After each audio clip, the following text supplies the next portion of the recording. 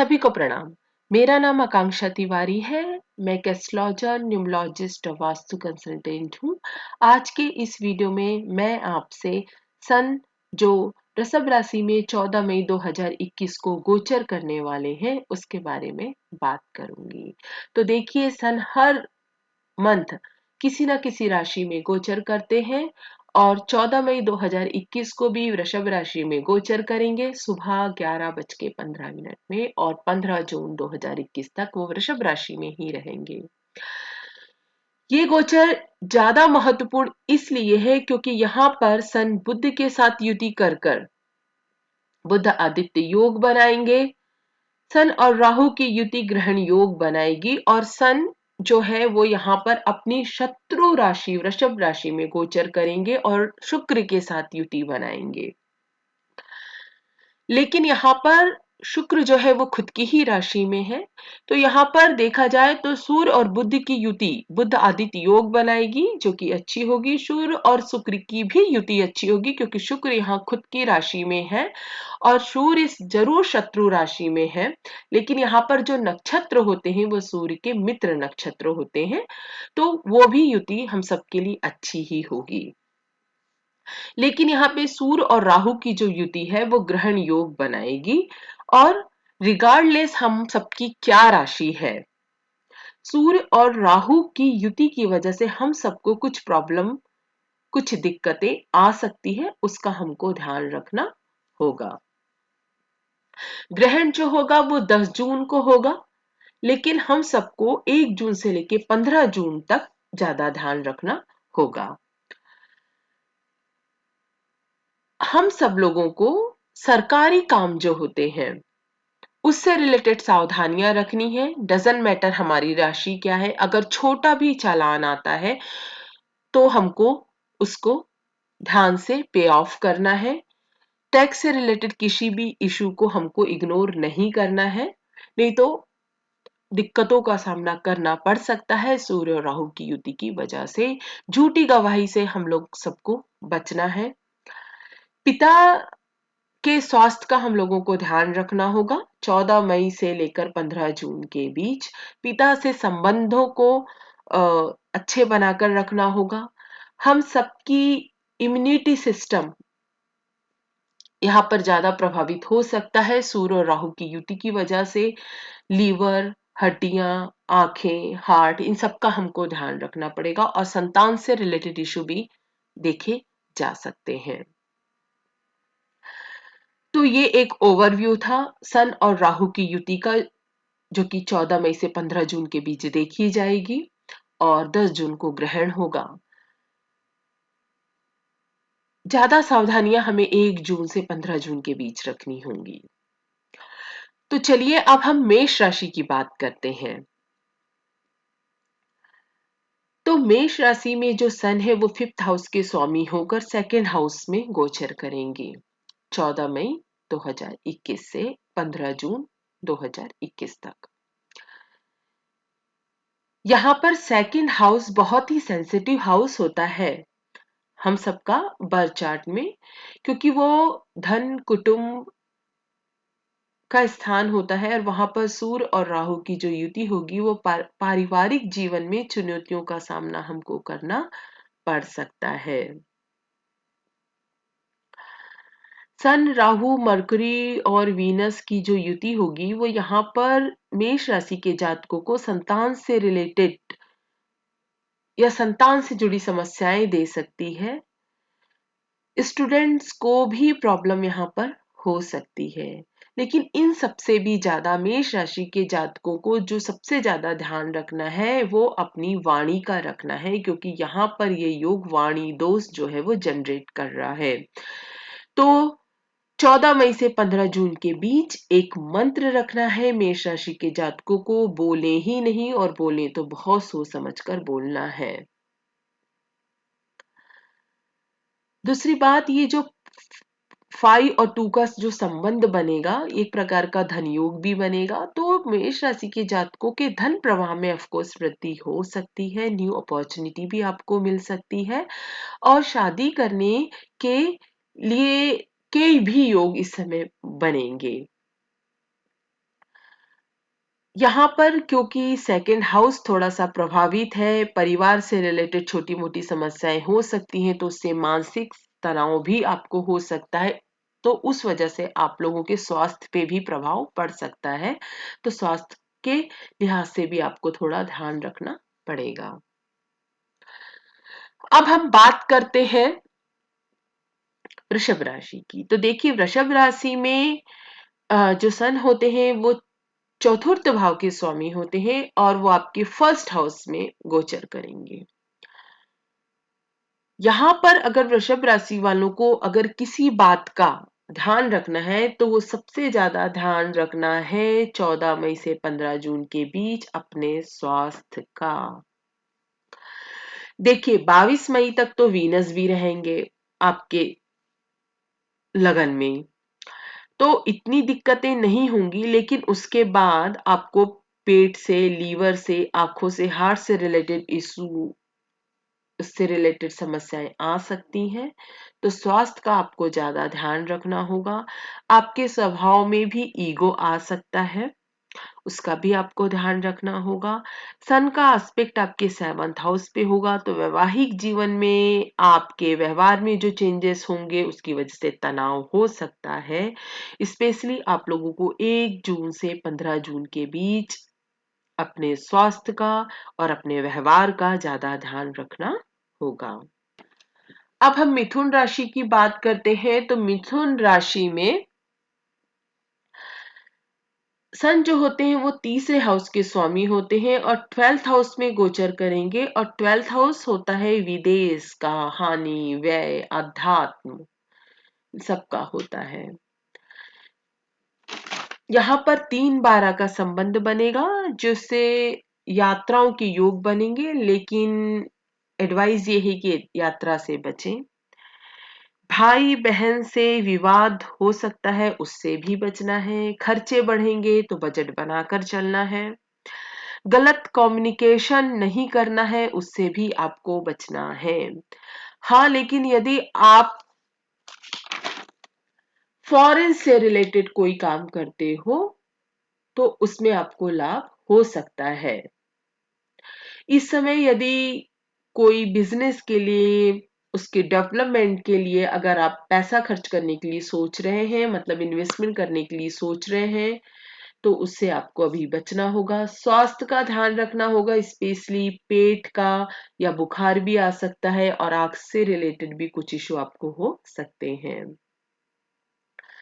कर्क राशि की बात करते हैं। तो कर्क राशि में सन द्वितीय हाउस के स्वामी होके आपके 11th हाउस में गोचर करेंगे। 2-11 का संबंध धन के लिए बहुत अच्छा होता है, और 11th हाउस में सूर्य, राहु, बुध और वीनस, ये सब आपके जो है वो गेन्स के लिए बहुत अच्छे होंगे। आपकी आय, आपकी इच्छा पूर्ति, लाभ के लिए ये जो युति होगी वो अति लाभकारी सिद्ध होगी। एक्चुअली आर्थिक रूप से बहुत अच्छा आप कर सकते हो। अगर कुछ बड़ा इन्वेस्टमेंट करने के लिए प्रयास आप अभी कर सकते हो। सरकारी क्षेत्र से भी आपको लाभ हो सकता है। अगर आप जॉब कर रहे हो तो वहां पे भी आपको अपने सीनियर से लाभ हो सकता है। लेकिन जो ये युति बन रही है 11th हाउस में, इसका एस्पेक्ट होगा 5th हाउस में। तो प्रेम जीवन में समस्याएं हो सकती हैं। छात्राओं, जो लोग स्टूडेंट है, उनको भी प्रॉब्लम हो सकती है, और संतान को भी प्रॉब्लम हो सकती है, और संतान से रिलेटेड प्रॉब्लम भी हो सकती है। स्वास्थ्य के लिए यहाँ पर आपको अपने लीवर का ध्यान रखना होगा। अब सिंह राशि की बात करते हैं। तो सिंह राशि में तो आपके राशि स्वामी सूर्य ही है, और वो 10वें स्थान पे गोचर करेंगे। तो सूर्य तो 10th हाउस में दिग्बल ही हो जाते हैं, और राहु का भी जो 10th हाउस में जो गोचर होता है, या 10th हाउस का जो राहु होता है, वो अच्छा ही माना जाता है। और यहाँ पे बुध आदित्य योग भी बन रहा है आपके कार्य क्षेत्र में। तो अगर ऐसे देखें कि यदि अगर आप अपनी बुद्धि का उपयोग करते हो और सन और राहु की युति को ढंग से चैनलाइज कर लेते हो तो ये जो लियो राशि के जातक है उनके लिए बहुत अच्छा समय है। ये जो सूर्य और राहु और वीनस और बुध का जो गोचर है 10th हाउस में, ये आपके करियर के लिए बहुत अच्छा साबित हो सकता है। आपकी तरक्की हो सकती है, प्रगति हो सकती है, सीनियर से भी आपके संबंध अच्छे हो सकते हैं। लेकिन यहाँ पर जो सन और राहु मिलके ग्रहण योग बनाएंगे, ये इसका अपोजिट भी कर सकते हैं। मीन्स प्रमोशन की जगह डिमोशन भी हो सकता है। तो आपको केयरफुल रहना है। आपके आसपास क्या चल रहा है, कुछ पॉलिटिक्स तो नहीं चल रही है, कोई धोखा तो नहीं दे रहा है, कोई आपके बारे में झूठ तो नहीं बोल रहा है। ये सब का आपको ध्यान रखना पड़ेगा। सन और राहु की युति आपको मानसिक अशांति भी दे सकती है। स्पेशली ये जो बैड इफेक्ट है सन और राहु के, अगर आपने इसको माइंड में रख के सतर्क रहे तो ये गोचर आपके लिए बहुत अच्छा हो सकता है। स्पेशली 1 से 15 जून के बीच आप लोगों को ज्यादा ध्यान रखना होगा। और ये युति आपके 10th हाउस में हो रही है तो आपको अपने पेरेंट्स के स्वास्थ्य का भी ध्यान रखना है। कन्या राशि में जो सन है वो 12th हाउस का स्वामी होता है और वो 9th हाउस में गोचर करेगा। या आप कहें कि वो सूर्य और राहु की जो युति होगी, जो ग्रहण हो योग होगा, वो आपके 9th हाउस में होगा। 9th हाउस हमारा भाग्य स्थान होता है, उच्च शिक्षा, लंबी दूरी की यात्राएं, ये सब हम 9th हाउस से देखते हैं। अध्यात्म, 9 और 12 का जो संबंध है, इसमें आप विदेश से जुड़ा व्यापार अगर कोई कर रहा है तो उनको लाभ हो सकता है। अध्यात्म में आपको रुचि होगी। आर्थिक स्तर आपका एवरेज ही रहेगा। यहाँ पर पिता के स्वास्थ्य का और पिता से संबंधों का, दोनों का आपको ध्यान रखना होगा। फॉरेन जाने के योग भी बनेंगे, लेकिन केयरफुल रहिए। ये फॉरेन यात्रा हो सकता है आपके लिए इतनी अच्छी फलित ना हो। एक्चुअली ग्रहण योग का भाग्य स्थान पे होना भाग्य में भी जो है वो कमी करता है। तो 14 मई से 15 जून के बीच केयरफुल रहना है। कुछ नया काम नहीं स्टार्ट करना है। जो जैसा चल रहा है वैसे ही लाइफ को फ्लो में चलने देना है। तुला राशि की बात करते हैं तो तुला राशि में जो सन होते हैं वो 11th हाउस के स्वामी होते हैं और वो 8th हाउस में गोचर करेंगे। तो यहाँ पे 8-11 का संबंध बन रहा है। सूर्य का राहु के साथ अष्टम हाउस में गोचर करना हम फेवरेबल नहीं बोलेंगे। बिल्कुल यहाँ पर अष्टम स्थान जो होता है वो अचानक लाभ, हानि, सडनली जो इवेंट्स होते हैं, रिसर्च, ट्रांसफॉर्मेशन, इन सब का स्थान है। सूर्य और राहु का ग्रहण योग अष्टम स्थान पे रहना रिलेशन भी खराब कर देता है, स्ट्रेस भी जनरेट करता है और यहाँ से वो सेकंड हाउस को एस्पेक्ट करता है। तो यहाँ पर ये वाणी दोष भी देता है, तो वाणी पे नियंत्रण रखना होगा। वैवाहिक जीवन के लिए भी ये युति इतनी अच्छी नहीं होगी और भाई बहन से भी कुछ इशू हो सकते हैं। यहाँ पे स्पेशली स्वास्थ्य का ध्यान रखना है। वायरल फीवर वगैरह हो सकता है, स्किन या लीवर से रिलेटेड प्रॉब्लम आ सकती है। 8-11 का जो संबंध है ये ऑफ कोर्स आपको शेयर मार्केट से लाभ दिला सकता है और विरासत से, पैतृक संपत्ति से आपको कुछ गेन यहाँ पर हो सकता है। अब हम बात करते हैं वृश्चिक राशि की। तो वृश्चिक राशि में जो सन है वो 10th हाउस के स्वामी होके 7th हाउस में गोचर करेंगे। 10-7 का यहाँ पे संबंध बनेगा। 7th हाउस पे सन और राहु का ग्रहण योग बनेगा। 7th हाउस होता है विवाह का, व्यापार का, साझेदारी का। एक प्रकार से कहें तो 7th हाउस में इटसेल्फ सिर्फ सन जो होते हैं वो आ, उन पे कोई वो अच्छे नहीं माने जाते हैं, क्योंकि 7th हाउस सैटर्न का स्थान होता है।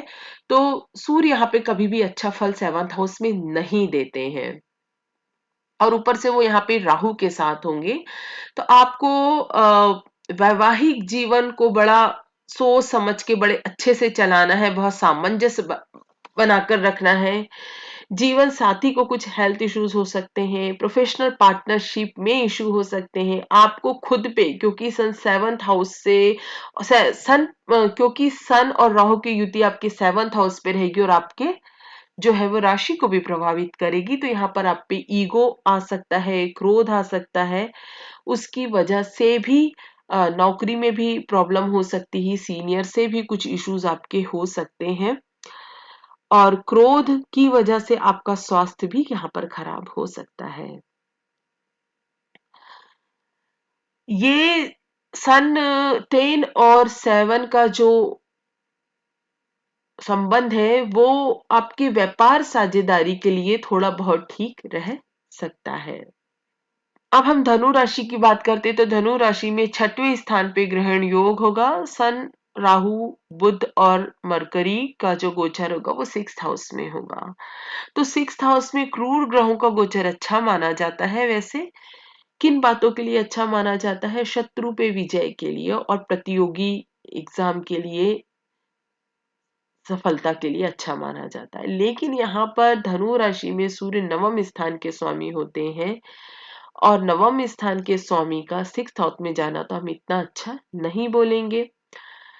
स्वास्थ्य से रिलेटेड इशू हो सकता है, पाचन तंत्र से रिलेटेड कुछ प्रॉब्लम हो सकती है, व्यवसाय, नौकरी और वैवाहिक जीवन सबको लेकर आपको अधिक प्रयासरत रहना पड़ेगा इस समय, क्योंकि वैसे भी धनु राशि को शनि की 7.5 का अंतिम दौर चालू है।